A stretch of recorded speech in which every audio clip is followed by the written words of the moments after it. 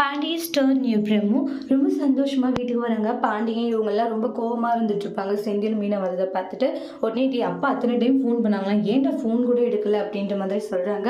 செந்தில் சொல்றமா ரொம்ப சந்தோஷமான விஷயம்.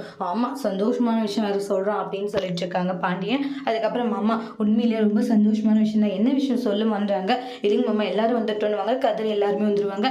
என்ன விஷயம் இப்பயாச்சும் சொல்லுடா அப்படின்னு பாண்டியன் கேட்குறாங்க. எனக்கு வேலை கிடைச்சிடுச்சுப்பா அப்படின்னு ஒண்ணுமே புரியல, என்ன வேலைன்றாங்க. அப்புறமா அம்மா அதுவா கவர்மெண்ட் வேலை சொல்லிட்டு இருந்தேன்லம்மா, அந்த வேலை எனக்கு கிடைச்சிருச்சு. அதுவும் மீனா மூலியமாவும் என்னுடைய மாமனார் மூலியமாவும் தான் எனக்கு அந்த வேலையை கிடைச்சதுன்றாங்க.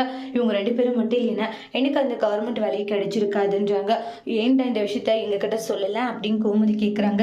இல்லம்மா, எல்லாம் நல்லபடியாக முடிச்ச பிறகு சொல்லலாம்னு நினைச்சேன். எனக்கு வேலை கிடைச்சது எவ்வளோ சந்தோஷமா இருக்கு தெரியுமா. இனிமேல் வந்து நான் கவர்மெண்ட் வேலைக்கு போவோமா, யாரும் என்ன எந்த ஒரு கேவலமாகவும் பேசவே முடியாது அப்படின்ட்டு பாண்டியனை பார்த்து சொல்லுவாங்க. பாண்டியன் உன் மகன் எதிர சொல்றான் தெரியுதா, அவன் என்ன சாக்க வச்சுதான் அப்படி பேசுறான். அப்பா அவங்களும் சாக்க வச்சு பேசல, டே போதுண்டா அப்படின்னு சொல்லிட்டு அதுலயே ஒரு பயங்கரமான ஆர்குமெண்ட் ஆரம்பிக்கிறாங்க. இங்கப்பா அந்த வேலையில விட்டுட்டு நம்மளுடைய கடையில வந்து பொட்டலம் போடு அப்படின்றாங்க.